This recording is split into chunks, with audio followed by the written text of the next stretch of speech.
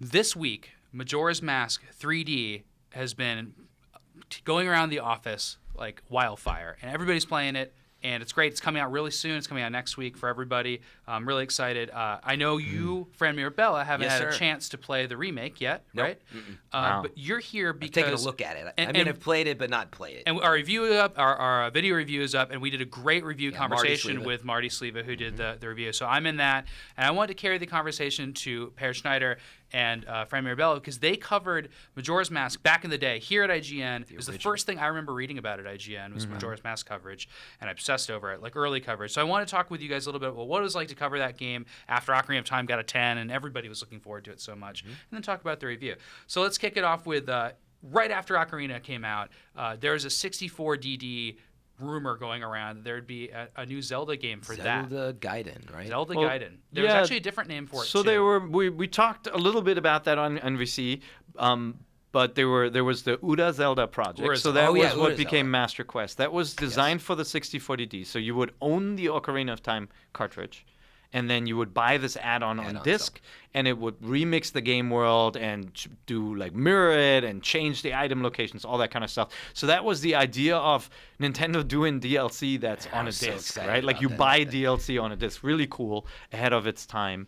Never came out on the 64DD. I think we did a Let's Play a while ago where if you put Ocarina of Time, the Japanese version, in with a 64DD attached, it actually says insert disc. Yeah, so the hooks and all of that stuff was in there for this game. And it was released eventually in the United States game, on a compilation disc, and then in Ocarina of Time 3D. Yeah, and Urawaza is a Japanese term. It's a hidden Easter egg in a video game, right? It's something cool that's hidden. And this OODA thing was supposed to be another Zelda, so like a different take on the same game. But that was different from Zelda Gaiden, which is the game that we got with Majora. Which the original screenshots that IGN had that I remember seeing had a picture of the Deku Scrub Palace, and there was like a Deku Scrub course in the distance. Yeah, I think I remember. And that was one of the earliest things, and you could tell there's like the little Deku flowers everywhere.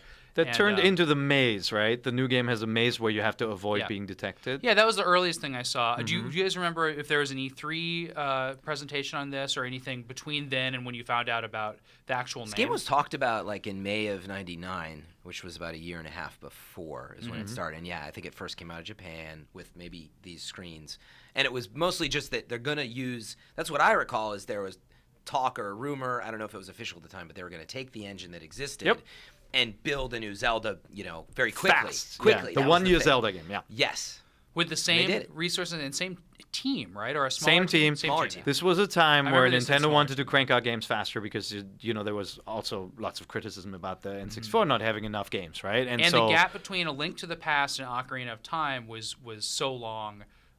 Which is a short now, but it seemed like a long at the time because it spanned technically 3 consoles because there's no Virtual Boy Zelda, so that's, which we never got. Come on, thanks for counting that. And that's where they started the concept of Gaiden, meaning side story, right? If you know Ninja Gaiden, it's like it just means a side story. When's the main plot of Ninja coming out? Right? Like, yeah. When are we gonna find out what happens to Ninja? That was I want to Raiden Gaiden, but the whole point was reuse the game world and do a side quest. And I think you just ran into the issue that Nintendo is way too ambitious to do something like that. I think they, just like with Link Between Worlds, it's like, oh, let's remake Link to the Past. And then the end product you get is like, wait, you redid everything, right? That's what happened here. The same thing happened with the Game Boy Link's Awakening was supposed to be a port of Link to the Past to the Game Boy. And they're just like, oh, let's make it.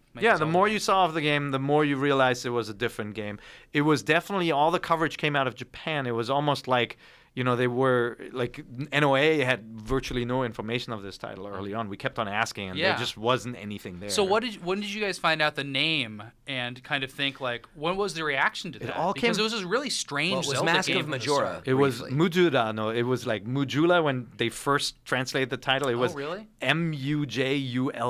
Mujura. That was the first, it was Romaji, like Japanese characters, and it was translated to that. And then, Majora. And we're like, what the heck is this thing? And it looked really Indonesian, the kind of mask styles and everything. And so we were looking up Indonesian, influence and all that kind of stuff. Oh, trying to match what the mask might have been from? Because, it looked like, many of the kind of the masks that What was odd? You didn't really know. The style was weird, definitely. So did you play the game before it came into the IGN offices?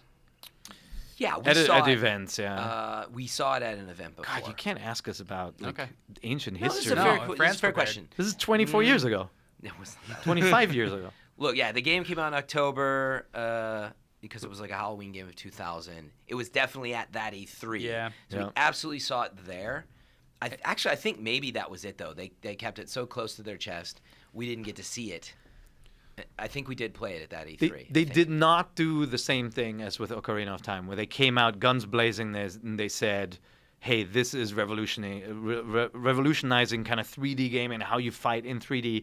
They did not tell that story. It was almost kind of, you could sense it was a smaller game. And so the hype for it was very low, actually, when it came out. The byproduct was NOA, to your point, didn't totally understand it. No. Because they were even kept at arm's length, like you were saying. And I think they were trying That's Nintendo of America. Nintendo of America. And I think they went through what happens a lot sometimes with these projects is they're like, how are we going to market this thing? Like, it's this weird Nintendo game with masks that, right? It was freaky, very odd too. and scary, which was something Nintendo wasn't totally prepared for at the time either. So what they did was they slapped a hologram on it.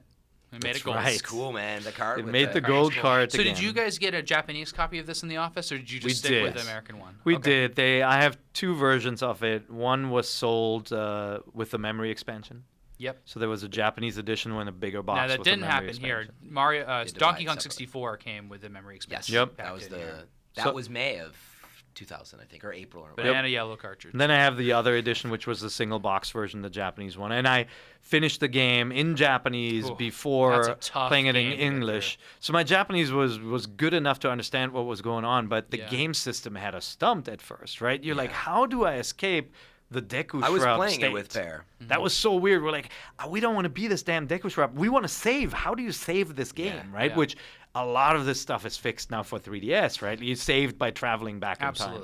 And we gotta be mindful, by the way, of spoilers that we don't go too far because a lot of people have not played. Yeah, this well, game. I was gonna say I think that's why it's more popular around the office, like you find with a number of N64 or GameCube games. Like people were so PlayStation at the time. Yep. But man, this was a good game, and I think it got overlooked because it was this weird Gaiden thing that they knew of. But man, they're finding out now that they missed out. And people really like the grown-up Link part too, right? Like everybody loved the badass Link. In hindsight, he doesn't look all that badass, but like growing up and riding the horse. And so this game, when the answers were like, "Oh, is grown-up Link in this?" and the answer immediately, really early on, was no. You know, I almost feel like, a big concern. and like not to give away the ending, but there's something in that game that almost feels like they added it just to give like us, complainers check out, a cooler Link. For the people that do want to see spoilers and like hear about all the cool changes made in this game, we have a knockout. The most 100% comprehensive article on all the changes in the new Majora's Mask 3D, and there are so many of them. And our Wiki's team, and also a bunch of Wiki contributors, and you can join those Wiki contributors, have been really keeping up on what changes are in this game. And man, there's a really cool one involving what you're talking about. We've got a really good Amiibo Wiki too, by the way. It's been kept up to date. If you look for Amiibo IGN Wiki, if you can only buy them through it. I added a section with tips on how to find rare Amiibo. Please add on to it if you've got good tips. But I have a link to basically how you can track Amiibo through an in-store tracker. You know, the old trick of always look in the Disney Infinity section. Like I just saw somebody on the NVC IGN Facebook group found a character in that section again. Silly. Just like Rosalina? A little link sitting there. No, it was Rosalina, I think. That's right. So little Fran Mirabella, little Deku Mirabella. Recent hire at IGN. Yeah, I had only been hired in August. Yeah, so in fall of 2000, this review came to your desk, which I think is so cool. Oh, man. I mean, it was huge for me because I was like, same thing. I was reading IGN because of all the Ocarina of Time news and some Mario 64 and stuff before that. But, we gave the rookie the Zelda game? But no, you know how this happened. Pear definitely remembers this. We were playing it a lot. Matt Casamassina at the time was playing too, but it was like pretty daunting, and he ended up playing like a lot of San Francisco Rush and Beetle Adventure Racing and stuff too. It was a big fall. That's right. He can't follow a storyline. He needs instant gratification. Matt loves Zelda. He was so excited for this game, super into reporting on it. He really wanted to review it actually, but to describe, like Matt is more, you remember Tony Hawk's Pro Skater and start, select, reset, start, select, reset. Like, that's what he likes to do. And so that's why all these other games, like, he loves to do. But anyway. So not play the Song of Time reset, play the Song of Time reset. Oh, I drove him crazy. Oh, yeah, as funny as it is that the game resets. But anyway, we were all playing it, and I think he realized after about the first, like, 5 hours, he was like, oh, my goodness, like, this is a long game.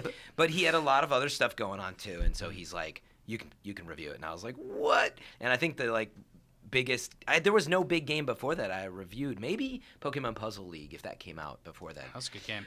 But in any event, I was stoked. But man, the pressure of reviewing Majora's Mask after, Ocarina of Time. Yeah. Like, I was that guy, and I had been there for 3 months. You came up with a novel solution to it, which was to give it a 9.9.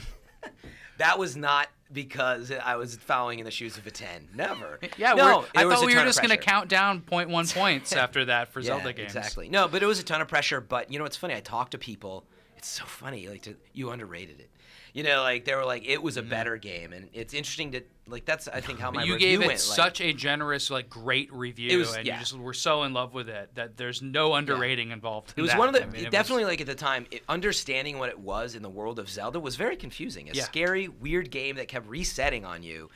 And with this storyline that really was alternate universe, it was very bizarre. A game system that's never been replicated like that is just so weird. But the coolest part about it, and why I really gave it, I think, a lot of credit on top of the fact that it was still Zelda in 3D at the time, which it was only the second game to do that, really, right?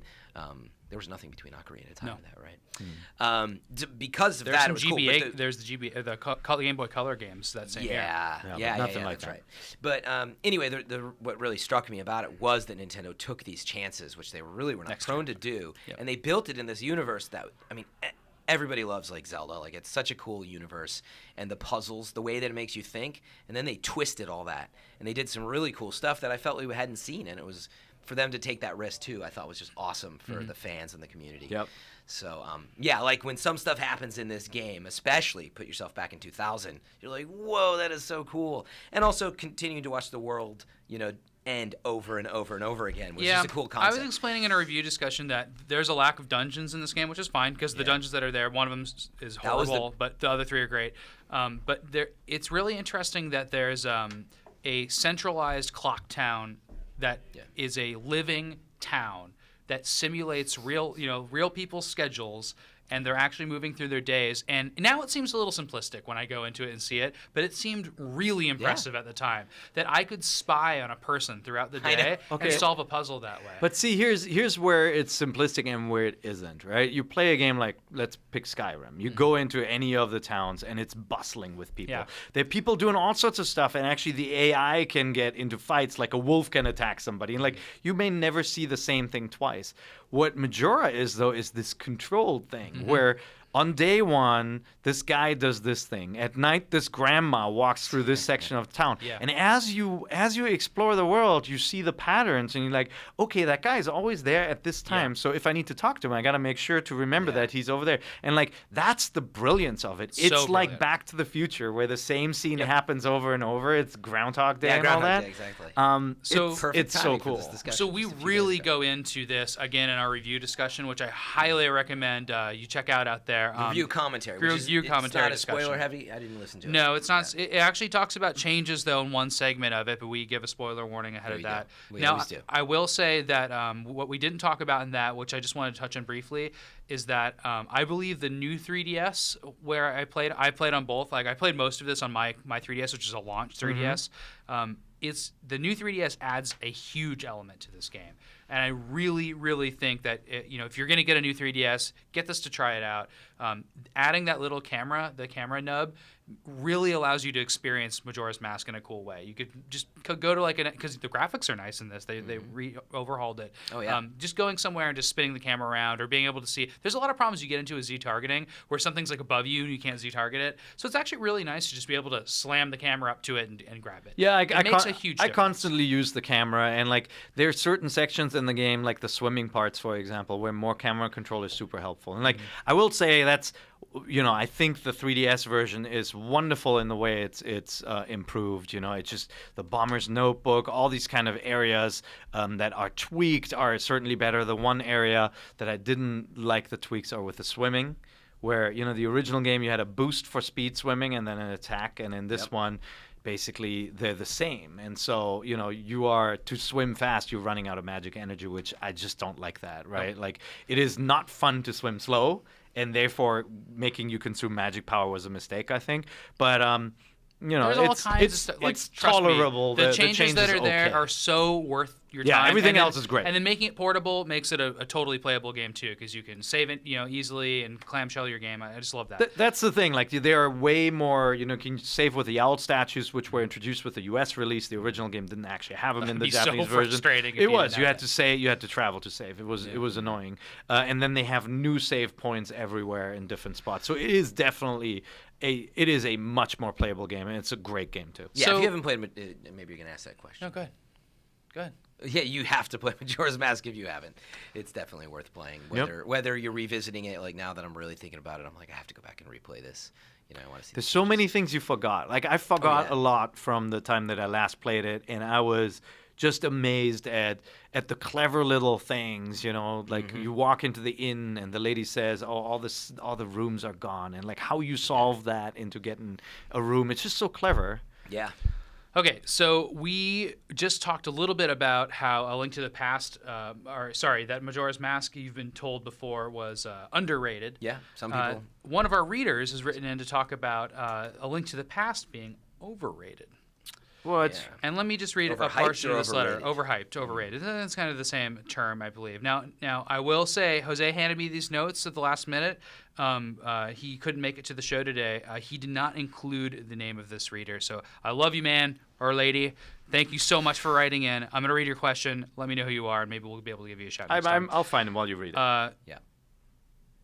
He or she says, it's great to hear from another big End fans out there. I want to say, however, that most critics in the game industry seem to bow at the feet of the Link to the Past. I went back and played every Zelda game and thought Link to the Past was way overhyped.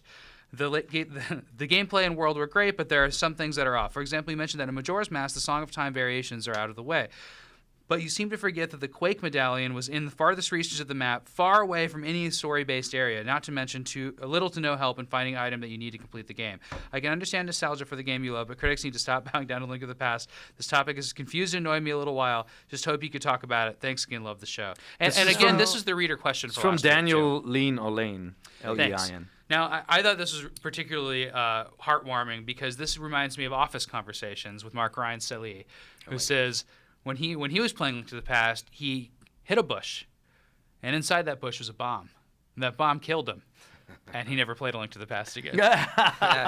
So yeah, we all have bones to pick with very annoying parts of games that we all love. And I'm not a huge Link to the Past fan. I think it's a great game. It's not my favorite Zelda game, but I do think it's funny to find something like this. Like, there's something a little bit broken about it. Yeah, well, Pear's a huge fan, but I was just going to simply say, look, everybody likes and hates games for different reasons. This is compelling information that Daniel's presented here, but I would say, this is the hard part, is you have to explain what you're talking about. What was overhyped about it? People say they love it, okay? So a lot of people love it. I can't tell if he actually hates it or anything. No, I think he hears so much about it. And he didn't find the magic in it. So he's reacting to some comments on how, we said the original Majora's Mask had some issues in it, right? Like, there's a song that is super important to your enjoyment of the game because the game is so hectic, can be so stressful. Yes. You need this one song, which is the song that allows you to slow down time, right? Okay. Like, it's and they made it more obvious in the 3DS re-release. You can't find it. It's not a spoiler. Everybody out there needs to know that there's this song. It will ruin your game if you don't know that you can slow down the time. Yeah, you can do it from the very first time you turn on the game. You must use that song because otherwise the game will just not be fun because you're halfway through collecting one of 8 items. And then you have to go back in time. You lose all the items. You got to do it all again. And we know that repetition isn't fun when it doesn't change, right? So it's a crucial item. I will say, yes, the Quake medallion, it was a little bit like, depending on how you played the game, you may have run into a wall like that. When I first played Link to the Past, I ran into a wall where, literally, where I I didn't know I had to light up this one torch and it would expand this room and let you through. Like, I just, for whatever reason, I blanked on using the lantern on this thing. And that was really frustrating. And so you needed help. I had the same thing with the grappling hook moment in that. I just you can use these in the overworld on these pegs. Like, I just couldn't figure it out. And there are areas like that. And, like, I actually had no problem with the Quake medallion because I'm like, hey, what's that circle of stones? And threw something in it. And I'm like, oh, that's awesome, right? Like, and so I never had that kind of wall where I didn't know what to do next and there's this big world.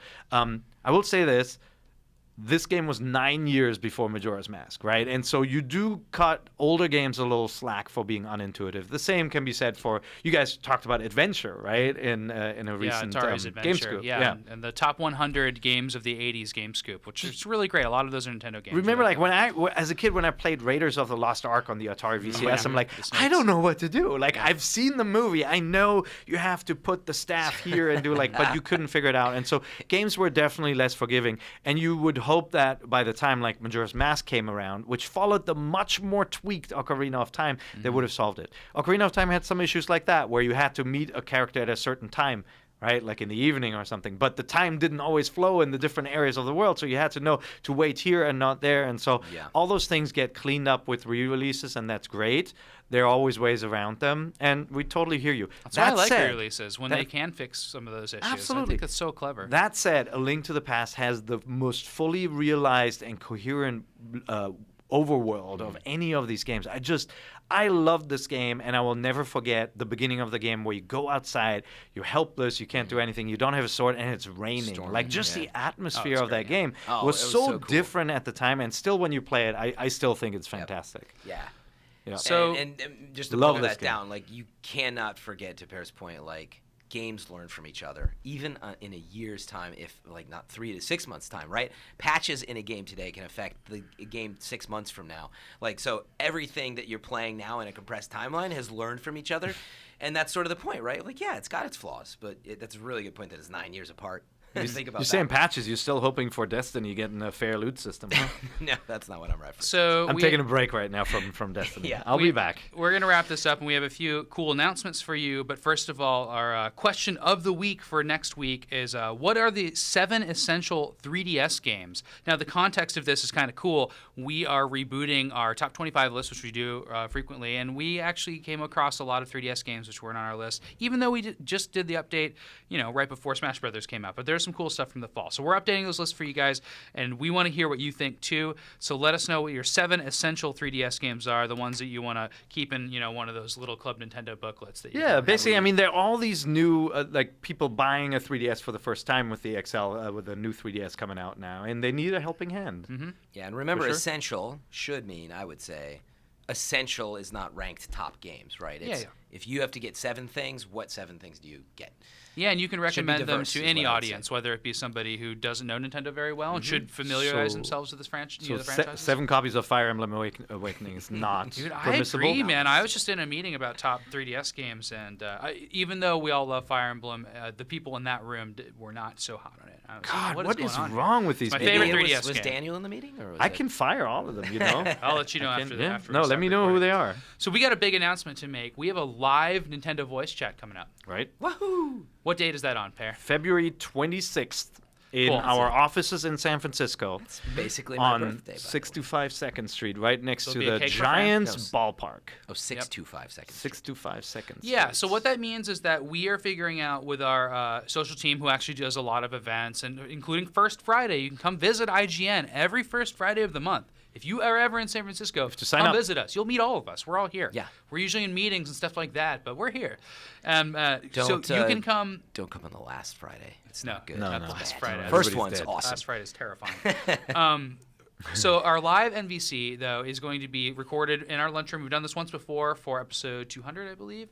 And we are going to be just recording live and come be a part of that audience. And we wanted to let you know this ahead of time to the listeners, because you guys should know about this first, so you can watch out for our invites, because there's going to be limited space. We work in a big office, but it's not the biggest place. So we want to make sure you guys have access first. So maybe even email us now and let us know your intentions. Yeah, we want to make sure that our true fans come first and not the imposters. And like, nice to meet you, Peter Schneider. Hello, Daniel Claiborne. And we can't possibly we have over 100,000 people that sometimes listen to this podcast, so we want to make sure we can include the most important ones. That's right. It'll be good. You can even tweet at us as well. I don't want to overpromise. It'll probably be terrible.